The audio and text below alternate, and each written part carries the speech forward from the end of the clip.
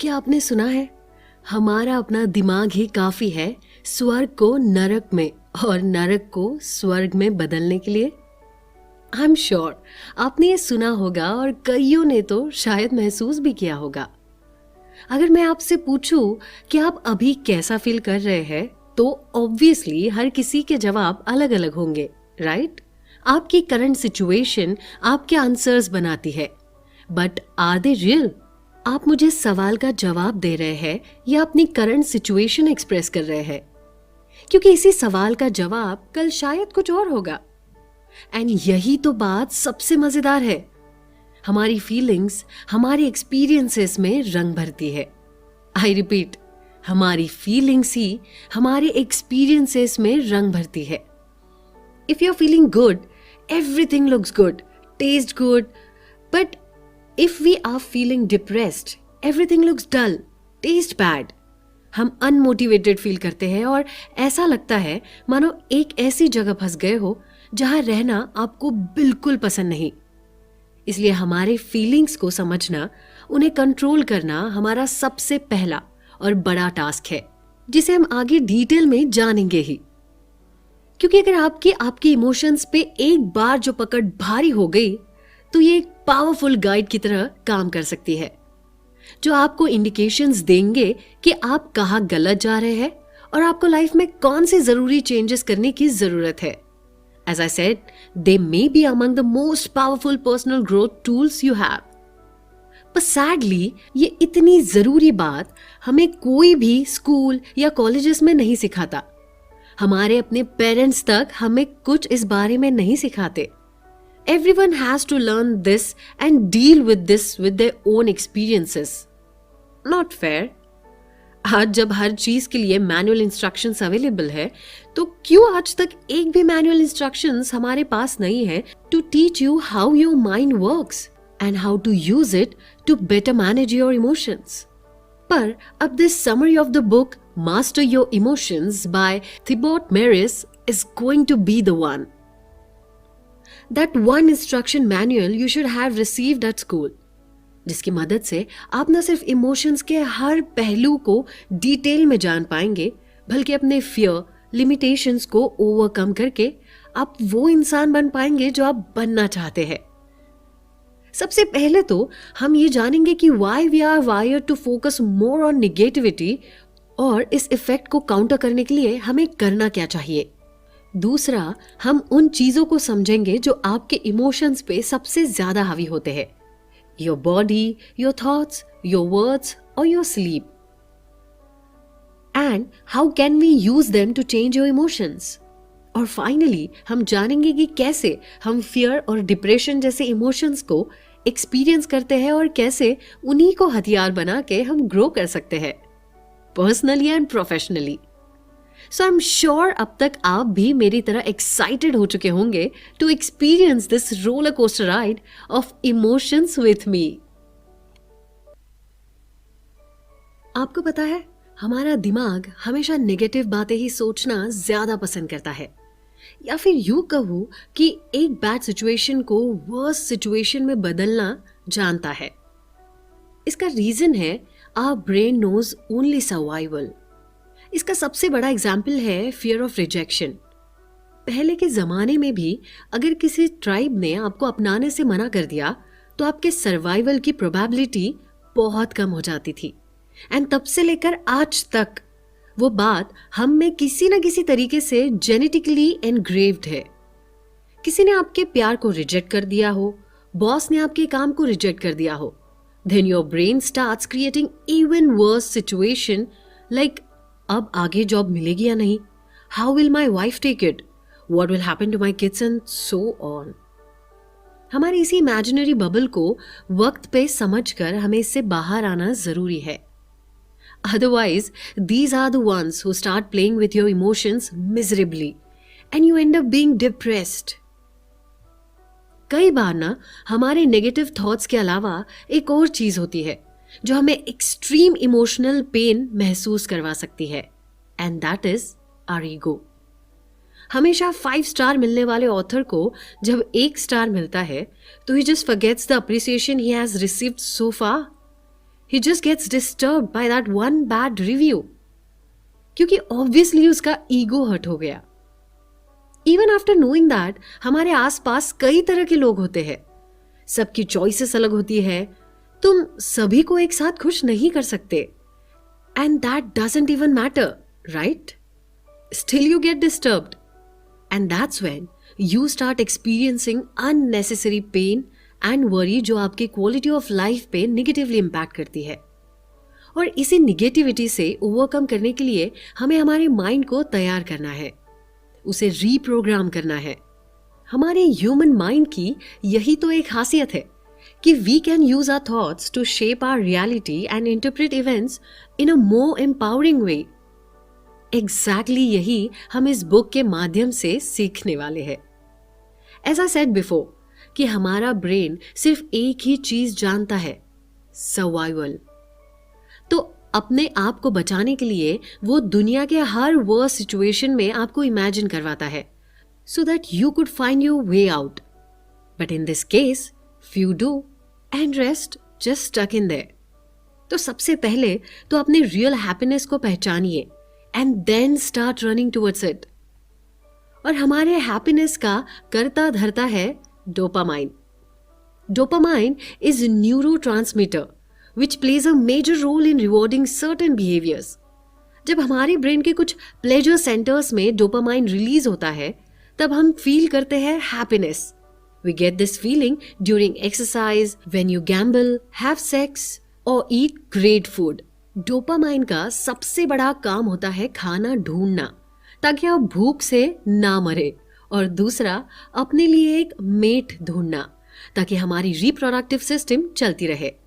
तो आप ये बेशक कह सकते हैं कि अगर डोपामाइन ना होता तो अब तक हम एक्सटिंक्ट हो गए होते. तो एक्चुअली डोपामाइन एक अच्छी चीज हुई है ना?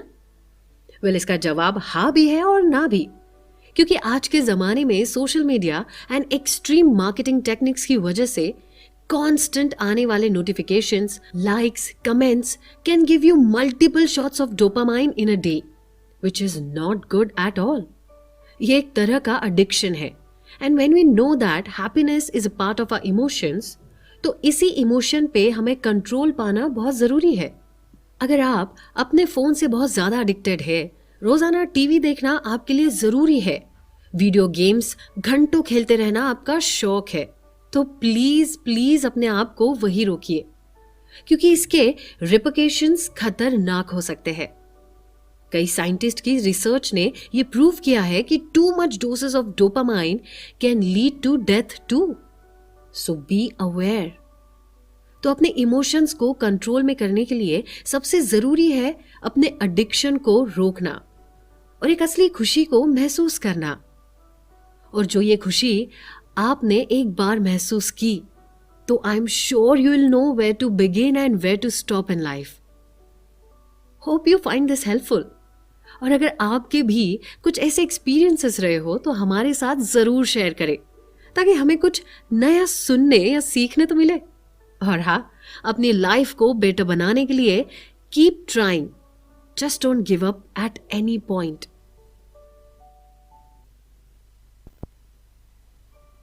We like to believe that एक दिन हम ऐसा करेंगे, हम ये अचीव करेंगे, and we just like to believe that.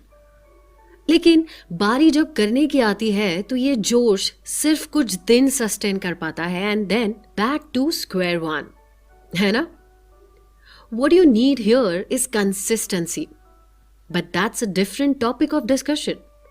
But tell me one thing, frankly, कि अपने लिए गोल सेट करते वक्त, कुछ प्लान बनाते वक्त आप जो खुशी, एक्साइटमेंट महसूस करते हैं, does it last till the moment you achieve it? What I mean here is, do you feel content and satisfied? No, right?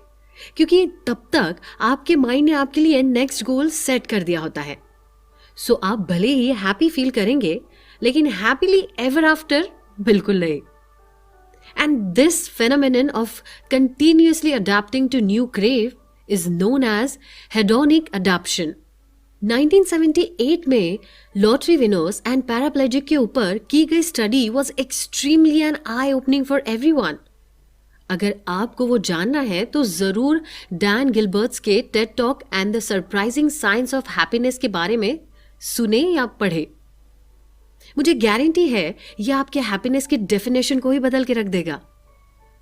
हम ये सिर्फ सोचते हैं कि दैट्स इट, अब हमने ये पा लिया, पर इस स्टडी के मुताबिक ऐसा नहीं होता। No matter what happens to you, you will revert back to your predetermined level of happiness once you have adapted to the new event। और ऐसे ही हमारा माइंड काम करता है। हाँ, पर इसका मतलब ये नहीं है कि आप कभी भी खुशी पा नहीं सकते। It just means that in a long run ये एक्सटर्नल इवेंट्स का आपके हैप्पीनेस पे इफेक्ट बहुत कम होने लगता है, and that is a good sign actually। In fact, according to Sonja Lyubomirsky, author of The How of Happiness and many more such books, 50% of our happiness level हमारे genetic पे निर्भर करता है, 40% हमारे इंटरनल फैक्टर्स पे, जैसे कि हमारी मेंटल ग्रोथ, इमोशंस एक्सेट्रा, और सिर्फ 10% हमारे एक्सटर्नल फैक्टर्स पे निर्भर करता है। तो हम जितना अपने आप को मेंटली एंड इमोशनली स्ट्रांग रख पाएंगे, उतना ही ज्यादा हम बैलेंस्ड एंड हैप्पी लाइफ जी पाएंगे। The bottom line is your attitude towards life influences your happiness, not what happens to you.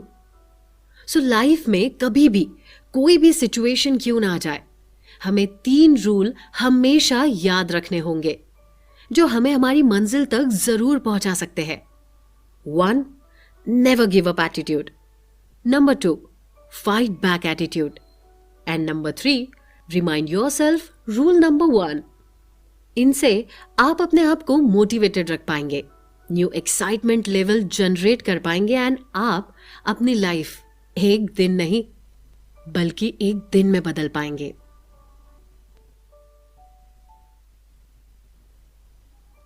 If you think when someone corrects you and you feel offended, then only you have an ego problem, then let me tell you that you are wrong। जी हाँ, ego की कुछ ज्यादा ही negative image हमने बनाए रखी है, but ego का सिर्फ यही एक पहलू नहीं है। हमारी जिंदगी में हर तरह के फेजेस आते हैं, उतार चढ़ाव होते हैं और कई चैलेंजिंग सिचुएशंस भी आती है। हर सिचुएशन में हमारे ईगो का पहलू अलग होता है। You don't believe me? Let me explain. Actually ego और कुछ नहीं तो बस आपने अपनी पूरी लाइफ में बनाई हुई आइडेंटिटी होती है। और ये बनती कैसे है? तो सिंपली अपने थॉट्स से। और अपने सोच या दिमाग ने बनाई आइडेंटिटी का कॉन्क्रीट रियलिटी से कोई कनेक्शन नहीं होता है। आपके लाइफ में होने वाले इवेंट्स का सच कहूं तो इतना इफेक्ट नहीं होता जितना हमारी सोच, हमारा दिमाग उसे इफेक्टिव बनाता है। ऊपर से आप अपनी वही इमेज सेट करते हैं जो लोगों के नजरों में आपके लिए होती है।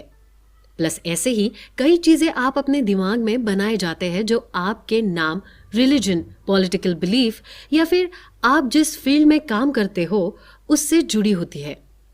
So the bottom line is, हमारी किसी व्यक्ति का, काम या संस्था के प्रति जो अटैचमेंट है वो हमारे कुछ बिलीफ सेट करती है, and these believes lead you to experience certain emotions जो हर्ट होते हैं तब जब उसे कोई कॉन्ट्राडिक्ट करे, and that's my friend is also a type of ego. वैसे आप ईगो को तभी जान पाएंगे जब आप सेल्फ अवेयर होंगे। People at the lowest level of consciousness are not even aware that the ego exists and as a result are enslaved by it। जबकि ऐसे भी लोग होते हैं जो हाईली सेल्फ कॉन्शियस होते हैं, ईगो के परे जाकर कई चीजें क्लियरली डिफरेंशिएट कर पाते हैं, अटैचमेंट से बने बिलीव्स और रियलिटी में फर्क समझ पाते हैं, और ऐसे लोग मास्टर बन चुके होते हैं अपने दिमाग के, and are at peace with themselves। एक बात आपको जाननी बहुत जरूरी है कि ईगो ना तो बुरा है ना ही अच्छा, ये सिर्फ एक सेल्फ अवेयरनेस की कमी का एक नतीजा है। जैसे जैसे आप सेल्फ अवेयर होते जाएंगे वैसे वैसे ईगो कम होता जाएगा, since ego and awareness can not को एग्जिस्ट। हमारा ईगो एक सेल्फिश एंटिटी है जिसे सिर्फ अपना सर्वाइवल दिखता है, नो मैटर व्हाट। फिर आप कहेंगे कि हमारा ब्रेन भी तो यही करता है, right? In a way, yes, but there's a huge difference. Our brain is so selfish that उसके लिए ना तो जरूरी आपकी खुशी है, ना ही आपका peace of mind. On the contrary, हमारा ईगो हमें कॉन्स्टेंटली पुश करता रहता है टू डू समथिंग, कुछ बनने के लिए, कुछ प्रूव करने के लिए और अपनी एक पहचान बनाने के लिए. Cause as I said, ego need an identity. और हमारी आइडेंटिटी को बनाए रखने या कॉन्स्टेंटली अपग्रेड करते रहने के लिए ये हमारी कुछ बातों का इस्तेमाल करता है, जैसे कुछ physical items like clothes, car, just to show off and tell a story about it. आप कोई भी मटेरियलिस्टिक चीजें उन चीजों के लिए नहीं खरीदते हैं. In fact, you always want to share a story behind it and that's where ego comes. फिर आपकी बॉडी है जिससे वो प्रेजेंटेबल रहना चाहती है. फिर आपके रिलेशंस है. जी हाँ, आपको हमेशा लगता है दैट आपका बॉस आपसे हमेशा खुश रहे, पेरेंट्स प्राउड फील करे, वाइफ बहुत प्यार करे and to achieve all of that you keep on striving hard, है ना? ये सब पाकर, सब कुछ अचीव करके फाइनली आप सेटिस्फाइड हो या नहीं, पर एक बात तो तय है कि आपका ईगो 100% सेटिस्फाइड होता है. And next day it will set a next task for you and you keep on trying to fulfil it. तो आखिर में यह आपका फैसला है कि आपको रुकना कब है. जरूरत से ज्यादा कोई भी चीज हानिकारक ही होती है. So when you will understand that and work accordingly, आपका पीस ऑफ माइंड तय है.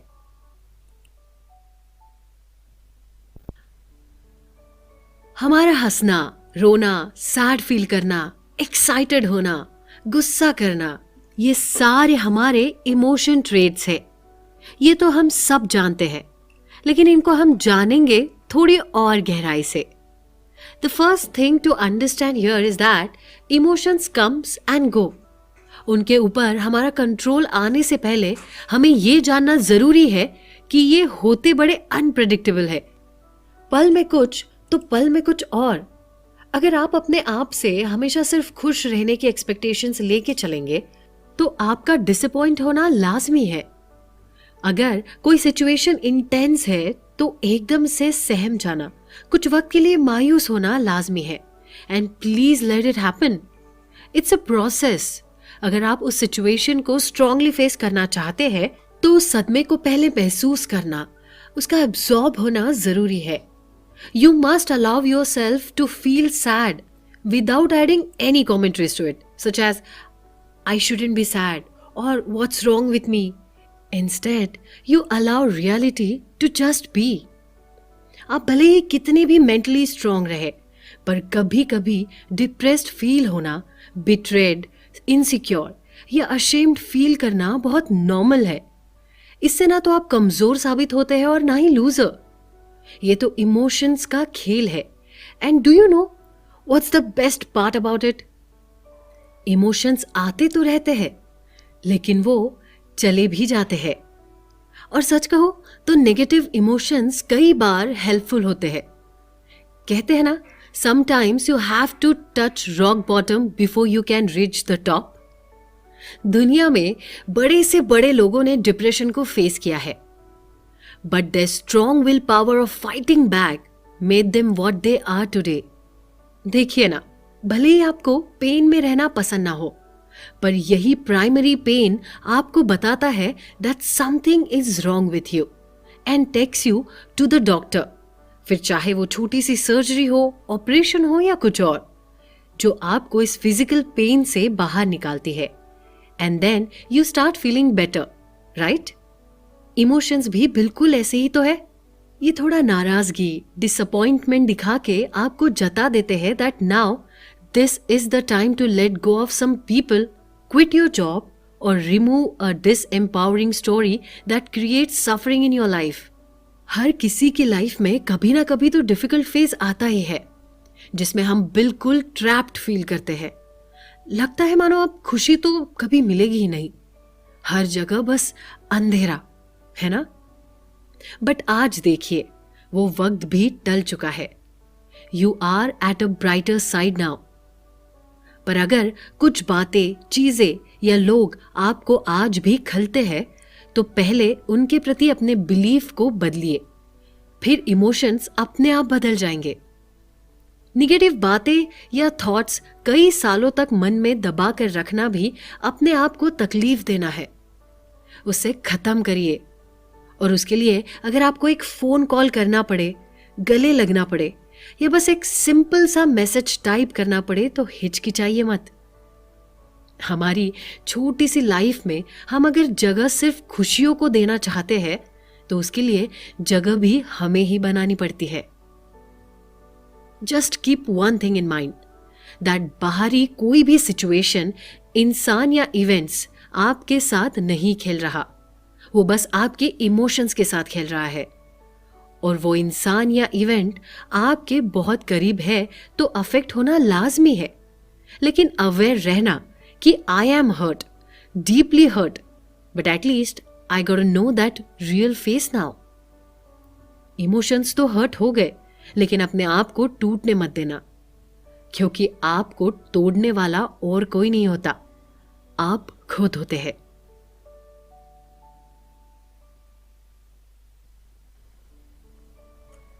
क्या आपको लगता है कि आपके खुशी का रिमोट कंट्रोल आपके हाथ में है? जवाब जरा सोच के दीजिएगा। अगर है तो इससे अच्छी चीज आपकी लाइफ में और कुछ भी नहीं हो सकती। पर अगर आपका जवाब नहीं है, तो समझ लीजिए कि इस जवाब को हाँ में बदलने का वक्त अब आ चुका है, क्योंकि आपके इमोशंस आपकी जिंदगी को काफी अफेक्ट करते हैं। आप अगर पॉजिटिव स्टेट ऑफ माइंड में होते हैं, तो आपका कॉन्फिडेंस ज्यादा होता है, नए चैलेंजेस को अपनाना आसान होता है, and that makes your life better. अपने कंफर्ट जोन से बाहर आना आसान होता है, बेटर आइडियाज, क्रिएटिविटी होती है, और भी कई पॉजिटिव इमोशंस को एक्सेस कर पाना आसान हो जाता है। That's how our life works. So if you want to be more welcoming towards life, आपका इमोशनल स्टेट पॉजिटिव होना जरूरी है, क्योंकि वो स्टेट उन्हीं वेव्स को अट्रैक्ट करता है and give your life a better shape form. क्योंकि इसका exactly the opposite state of mind आपका कॉन्फिडेंस लूज कर सकता है, आपके कंफर्ट जोन से आपको बाहर निकलने में असमर्थ रह सकता है, lack of motivation and so on. ये दोनों सिचुएशन भले ही आप कुछ दिनों के अंतर में ही महसूस करें, जिसमें एक्सटर्नल एनवायरनमेंट तो सेम ही था, बस फर्क था तो आपके इंटरनल स्टेट ऑफ माइंड का। So that's why repeatedly I am saying that be aware of your own emotions. Her emotions को फील करो, उसे उतना वक्त दो, उसे चले जाने दो, और फिर ही आप उससे बाहर आ पाएंगे। हमारी लाइफ में अनफॉर्चुनेटली अगर कुछ गलत हुआ, तो हमारी क्वालिटी है उसे वर्स्ट बनाने की। जानते हैं कैसे? फॉर एग्जाम्पल, आप आपके 30s में हैं and you are still single, तो आप उसे अपने ओवरवेट होने पे, एंटी सोशल होने पे या अपने लुक्स को ब्लेम करेंगे, राइट? जबकि ये सारी कमियां किसी और में होते हुए भी they are happily married today. The point that I want to make here is, किसी की लाइफ परफेक्ट नहीं होती है और हर चीज का एक वक्त होता है, लेकिन हमारी society, biological clock, family pressure की वजह से हम इतना ओवरथिंक करने लगते हैं कि हम वो छोटी सी बात को एक बहुत बड़ी प्रॉब्लम बना देते हैं। इसीलिए it is essential for you to remove the habit of clustering negative thoughts together. अगर आप अपनी लाइफ में सिर्फ प्रॉब्लम्स के बारे में ही सोचते रहेंगे, तो आपका डिप्रेशन में जाना लाजमी है। इंस्टेड, अगर आप ये जान ले कि नेगेटिव इमोशंस सिर्फ हमारे दिमाग में ही होते हैं, असलियत में नहीं, तो एग्जिस्टिंग प्रॉब्लम को सॉल्व कर पाना आसान हो जाता है। और ऐसा कोई रूल भी तो नहीं है कि सारी problems at a time he solve करनी है। इसके लिए एक वे आउट है। अगली बार ना, जब आप नेगेटिव इमोशंस फील करें, तब उन्हें रिकॉर्ड करें, आई मीन उन्हें नोट करना शुरू कर दे। जानिए कि व्हाट एग्जैक्टली ट्रिगर्स देम। ऐसे करते रहने से आप इसका सर्टेन पैटर्न जान पाएंगे, and it will help you next time in life to handle any situation with better perspective. There is one more way, According to a famous writer, there is a model to explain how emotional ranges are connected and how we can move up the ladder from negative to more positive emotions. आसान भाषा में अगर बताऊं तो अपने depression या negativity से बाहर निकलने के तरीके होते हैं। उनमें से ये एक है, जब भी आप बहुत निगेटिव या लो फील करते हैं तो कई बार इसकी जगह गुस्से ने ले ली होती है।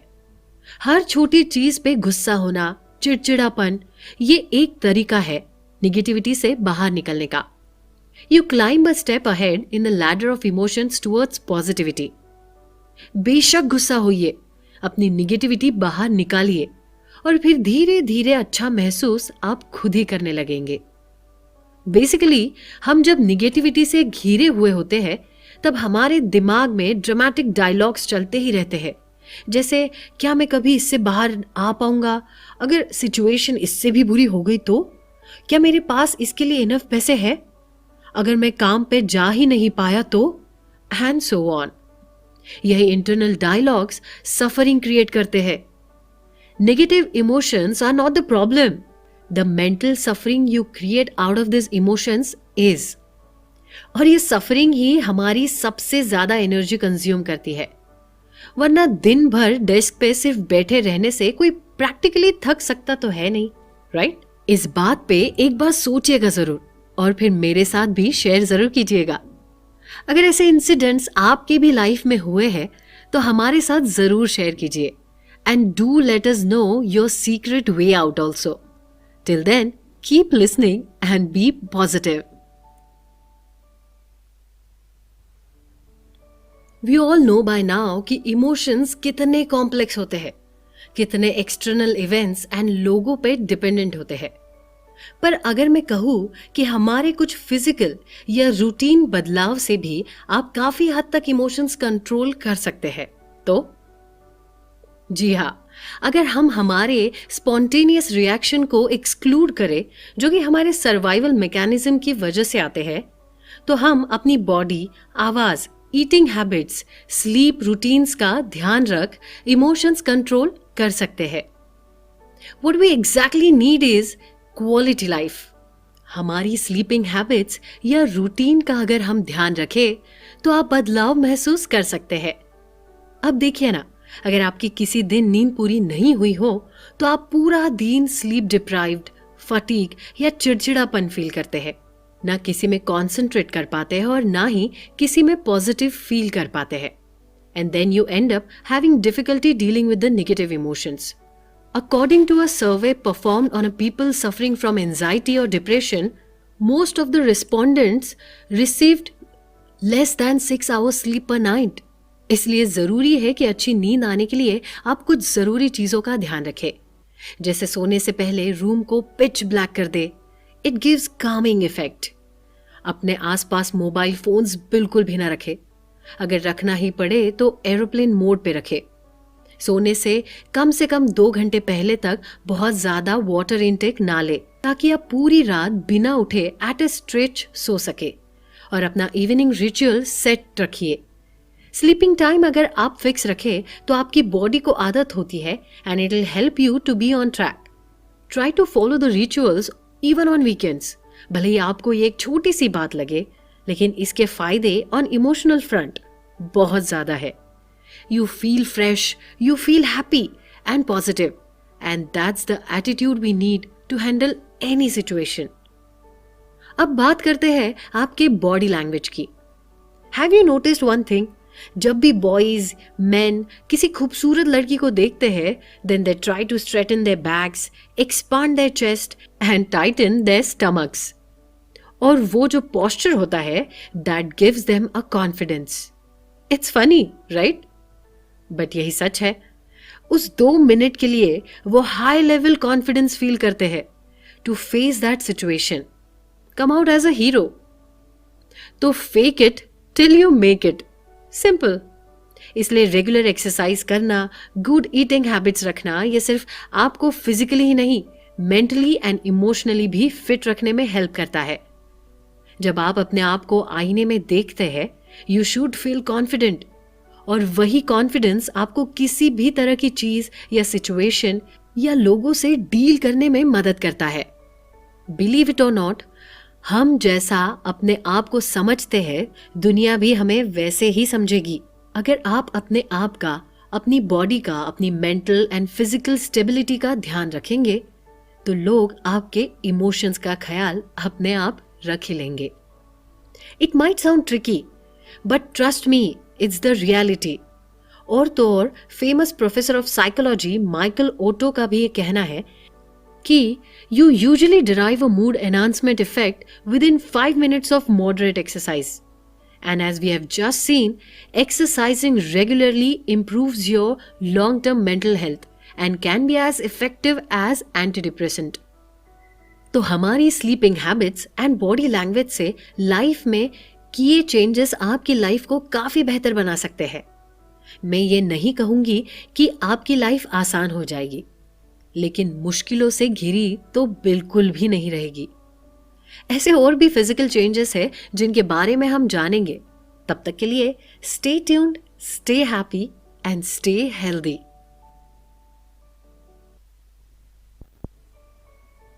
अक्सर हमारी सोच ही हमें अच्छा या बुरा बनाती है।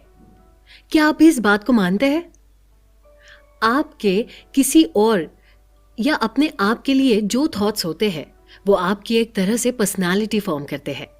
फिर आपका बिहेवियर, आपकी बॉडी लैंग्वेज और यहां तक कि आपके इमोशंस भी उन्हीं आधार पर बनते हैं। As the success expert Brian Tracy says, the key to success is to focus our conscious mind on things we desire, not things we fear. यानी हमारे इन्हीं थॉट्स को हमें कंट्रोल करना बेहद जरूरी है। जैसे कि हम जानते हैं that we have monkey mind. बिल्कुल बंदर की तरह ही हमारा दिमाग भी हर जगह उछलता रहता है, भागता रहता है, जिसे अगर हमें शांत और फोकस करना है तो मेडिटेशन ही एक सोल्यूशन है। मेडिटेशन से आप अवेयर रहेंगे अपने कांस्टेंट फ्लो ऑफ थॉट्स से, पर रेगुलर प्रैक्टिस के चलते you learn to distance yourself from thoughts, reducing their power and their impact, जिसके चलते आप कम से कम नेगेटिव इमोशंस एक्सपीरियंस करते हैं और ज्यादा से ज्यादा पीस ऑफ माइंड। ये तो हुआ थॉट्स के बारे में। अब चलिए जानते हैं कि कैसे हमारे शब्द यानी वर्ड्स करते हैं हमारे इमोशंस पे इम्पैक्ट। हमारे थॉट्स, इमोशंस और बिहेवियर आर इंटरकनेक्टेड और ये सब एक दूसरे को इन्फ्लुएंस करते रहते हैं। फॉर इंस्टेंस, जब आपका कॉन्फिडेंस कम होता है तब आपके वर्ड्स होते हैं I will try, I hope या फिर आई विश। पर आप अपना कॉन्फिडेंस बढ़ा सकते हैं सही शब्द चुनकर, जैसे आई विल चेंज करियर और I will complete this project by the end of this month will make you feel more confident. ऐसा कहते रहने से आपका कॉन्फिडेंस तो बढ़ता है ही, लेकिन इसके चलते आपके अंदर पॉजिटिव इमोशंस का भी आप एक्सपीरियंस कर सकते हैं, which makes you better version and help in delivering your best work too. इसलिए पॉजिटिव अफर्मेशन से आप अपनी जिंदगी बेहतर बना सकते हैं, जिसे अगर आप 1 महीना या उससे ज्यादा प्रैक्टिस करें तो मैजिकल रिजल्ट्स भी एक्सपीरियंस कर सकते हैं। एक सक्सेसफुल लाइफ किसे नहीं चाहिए, और उसमें अगर हमारी फैमिली या फ्रेंड्स का साथ आप चाहते हैं तो इमोशंस का भी ध्यान रखना जरूरी होता है। और जब आप आपके इमोशंस को कंट्रोल या पॉजिटिव रख पाएंगे तभी आप दूसरों के भी इमोशंस को समझ पाएंगे। थॉट्स हो या हमारे वर्ड्स, हम जितना इन पे फोकस करेंगे उतनी ही ज्यादा फोकस्ड लाइफ पाएंगे, which will further makes your life easy and will make a better place to live.